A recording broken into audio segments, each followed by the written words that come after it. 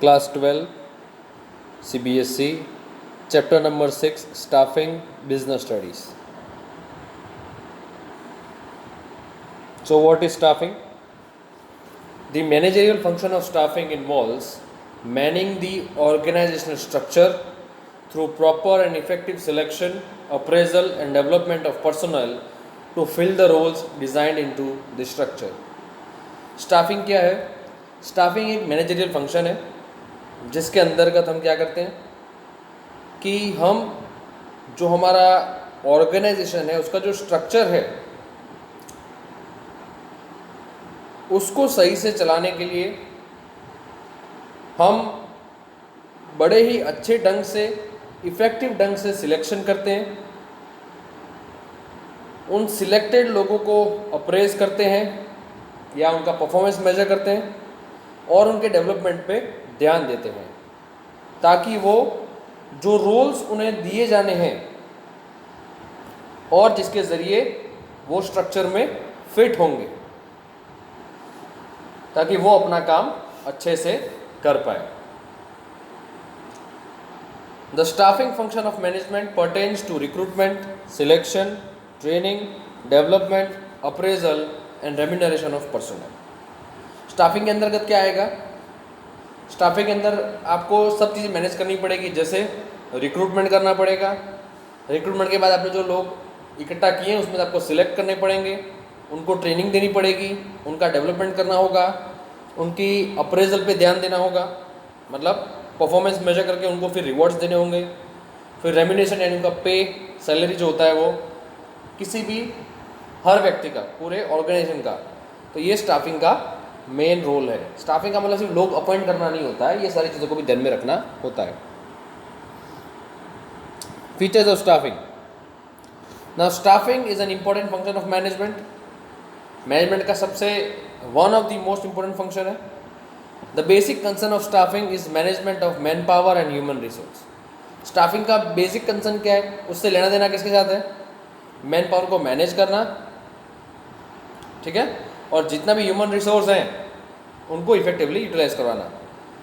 Staffing helps in getting right types of person on right places in organization. Staffing क्या करता है? It will help you to get right person on the right place.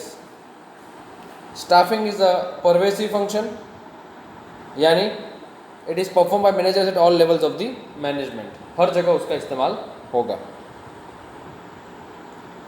Now why staffing? Staffing क्यों चाहिए हमें?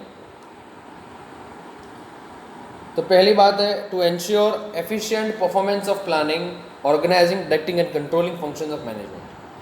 अब planning है, organizing है, directing और कंट्रोलिंग कब होगा? जब आपके पास लोग होंगे. That is why require staffing. And to ensure effective use of technology and other physical resources. फिर ये भी मेक श्योर करना होता है कि जो टेक्नोलॉजी हमारे पास है या जो रिसोर्सेज हमारे पास है, फिजिकल रिसोर्सेज जिसको हम छू सकते हैं, उसका सही इस्तेमाल हो सके. To ensure optimum utilization of human resources. और जितना भी ह्यूमन रिसोर्स है हमारे पास उसको बढ़िया ढंग से यूटिलाइज कर पाएँ. And to motivate human race for better performance. और जितना भी हमारे पास ह्यूमन रिसोर्स है उनको हम मोटिवेट करें कि आप आइए, काम करिए and you on your rewards. Pre staffing stage. Staffing stage से पहले क्या क्या होगा? तो before staffing human resource planning is required as a pre selection stage. Staffing से पहले क्या होगा? प्री सिलेक्शन स्टेज होगा. इसमें दो स्टेप्स हैं, एक जॉब एनालिसिस और दूसरा है man power planning. Job analysis क्या होता है? तो it basically helps in understanding the nature of specific job. आपको एनालाइज करना पड़ेगा ना, आपको कौन सी जगह पे कौन व्यक्ति चाहिए. तो you will have to analyze. आपको अपने सारे रोल्स को क्लैरिफाई करना होगा और उसके बाद आप तय कर पाएंगे कि भाई मेरे काम का व्यक्ति कौन है, कौन नहीं. It is identification of various activities performed in a job and the characteristics of the person. यानी जितनी भी एक्टिविटीज़ होती है, परफॉर्म जो हो रही है, जॉब जो हो रहा है, उन सभी एक्टिविटीज़ में आपको देखना पड़ेगा कि आपको कहाँ पे किसकी ज़रूरत है. और आपको ये भी देखना पड़ेगा कि जो व्यक्ति आपने सिलेक्ट किया है can he really do that, क्या वो असली में वो काम करने के लायक है? तो this is what has to be taken into account. And you will have to also see that in worst of the situations can he perform, and do the organization have enough material and necessary equipment to perform that task? It is also a question. तो ये सारी चीज़ें उसके अंतर्गत आती है.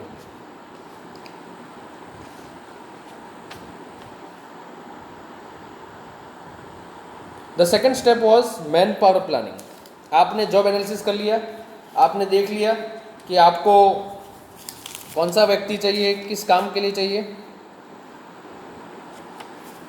अब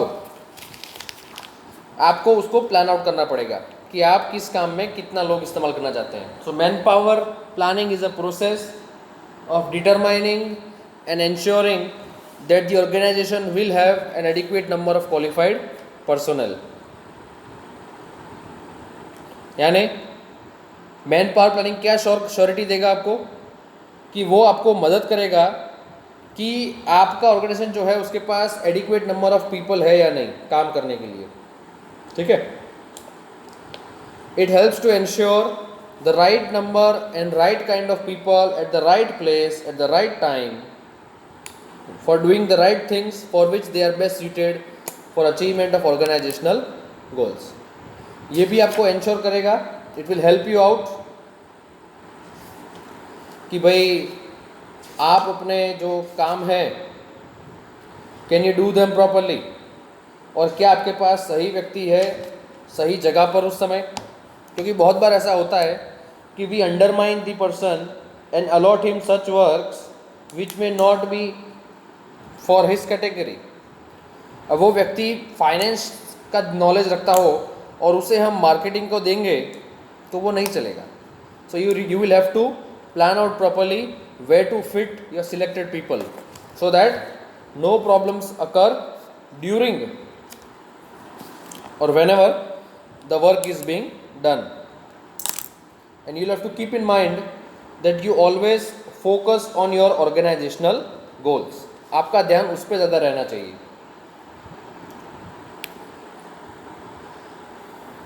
staffing का प्रोसेस होगा. पहला estimating man power requirement. Let us see. तो estimating man power requirement, the very first step in staffing is to plan the man power inventory required by a concern in order to match them. कोई भी company या organisation क्या करता है, पहले वो layout करेगा उसे कितने लोगों की ज़रूरत है. आपको वो एस्टिमेट लगाना होगा कि मुझे कितने लोगों की ज़रूरत है अपने वहाँ पे, और मैं जो काम के लिए मुझे लोग चाहिए मुझे उस हिसाब से उनको क्लासीफाई करना होगा. तो ही सही से आपको व्यक्ति का इस्तेमाल पता चलेगा. और आपको उसके लिए करना होगा forecasting. It involves forecasting and determining the future. ठीक है. Forecasting will help you to look ahead in the future that how many more people you will require. फिर है recruitment. It is the process of stimulating the perspective candidate for the prospective job. यानी ये process है जिसके ज़रिए आप जिस काम के लिए आपको लोग चाहिए उस काम के लिए आप लोगों को इकट्ठा करना शुरू करते हैं. It's a positive prospect and it's done by two ways, internal या तो एक्सटर्नल. आप रिक्रूटमेंट दो तरीके से कर सकते हैं, या तो अंदर ही अंदर या बाहर से. इंटरनल में क्या होगा, या तो आपने ट्रांसफ़र कर दिया, या तो अपने व्यक्ति को प्रमोशन देकर उसको वहाँ भेज दिया, या फिर उसको ले ऑफ कर दिया यानी नौकरी से हटा दिया. It is up to you to decide. And external will be job construction, casual callers. या तो फिर आप क्या करेंगे, बाहर से लोगों को हायर करना शुरू करेंगे, कॉन्ट्रैक्ट पे लोगों को रखेंगे. ठीक है. या आप वो कहते हैं ना कंसल्टेंट्स को हायर करेंगे ताकि वो आपके लिए रिक्रूटमेंट कर सकें. It can be done either internally or externally. फिर है selection. It is a process of scrutinizing the application, scrutinizing the application and selecting the best and the most qualified people. Selection क्या है, ऐसी प्रक्रिया जिसके ज़रिए You will now have the opportunity to select the best people and the most qualified people. It's a negative process. It is a negative process. क्यों? आपको उसकी खूबियाँ और उसकी कमियाँ दोनों देखनी होगी, and only then you will have to make a decision. तो उसका प्रोसेस क्या होगा? तो पहला होता है प्रिलिमिनरी स्क्रीनिंग, यानी एप्लीकेशन सिर्फ सॉर्ट करते हैं पहले, फिर सिलेक्शन टेस्ट रखेंगे, फिर इंटरव्यूज़ होगा, फिर आप उसका रेफरेंस और बैकग्राउंड चेक करेंगे, बस उसको किसने रेफ़र किया, यहाँ पे किसके ज़रिए वो आ रहा है, फिर सिलेक्शन डिसीजन होगा, मेडिकल एग्जामिनेशन, आप उसको जॉब ऑफर करेंगे, वो एक्सेप्ट करेगा, फिर आप उसे कॉन्ट्रैक्ट साइन करवाएंगे, वो कॉन्ट्रैक्ट एक्सेप्ट करेगा, और तब कहीं जाके वो व्यक्ति सिलेक्ट हो पाएगा. Then is placement and orientation. Now, the people are selected are placed on different jobs according to their ability and capability. जितने भी लोगों को सिलेक्ट किया जाता है उन्हें अलग अलग जॉब्स पे जब उनको सिलेक्ट किया जाएगा, उनकी काबिलियत और कैपेसिटी दोनों के ध्यान में रखकर ही किया जाएगा. Once they are placed, they are subjected to a orientation program where they are introduced to the rules and regulations, their seniors and subordinates. एक बार उनका प्लेसमेंट हो गया, मतलब फिक्स हो गया व्यक्ति को कहाँ रखना है, तो उसके बाद उनका ओरिएंटेशन प्रोग्राम होगा जिसके ज़रिए उनको इन्फॉर्म किया जाएगा, भाई कंपनी के रूल्स ये हैं, आपको काम ये करना है, ये आपके सीनियर है, ये आपके जूनियर्स होंगे, आप उनके साथ कैसे काम करना है, टीम बिल्डिंग और ये सब उनको सिखाया जाता है. Then is the training. एक बार ओरिएंटेशन हो गया फिर आप उनको भेजेंगे ट्रेनिंग में. That is a process of enhancing the existing skills and knowledge of people. It's need for both new and old employees, and this is conducted in two different ways, on job and off the job. Training क्या है? एक process है जिसके ज़रिए आप उनकी जो existing skills है और नॉलेज है उसको एनहांस करते हैं, इम्प्रूव करते हैं, बढ़ाते हैं. फिर वो चाहे ओल्ड एम्प्लॉय हो या न्यू एम्प्लॉय, ट्रेनिंग सबको टाइम टाइम पे देनी चाहिए. दो तरीके इसके, on the job end of the job. On the job में क्या होता है कि काम के साथ साथ व्यक्ति ट्रेनिंग करता है, और ऑफ द जॉब यानी काम के आवर्स के बाद अलग से ट्रेनिंग में बुलाया जाता है. Both the ways. अब प्रमोशन क्या होता है? तो promotion is said to be a non monetary incentive in which the worker is shifted from higher job demanding bigger responsibility. Promotion क्या है कि जहाँ पे आसान भाषा में कहे तो वो नॉन मॉनेटरी होता है, ज़रूरी नहीं आपको बेनिफिट मिले पैसे का, लेकिन इसमें होगा क्या कि कोई वर्कर है या एम्प्लॉय है, उसे एक पोस्ट से उसकी सीनियर वाली पोस्ट पर उसको ट्रांसफ़र किया जाता है या उसको ऊपर रखा जाता है कि आप अगर वो काबिलियत रखता है काम करने की तो why not give him more responsibilities. ठीक है, ये देखा जाता है. Where you will have to look for a person with greater potential, and ये देखना होगा कि क्या वो रिस्पॉन्सिबिलिटी एग्जीक्यूट कर पाएगा या नहीं. Thank you. The lesson ends here.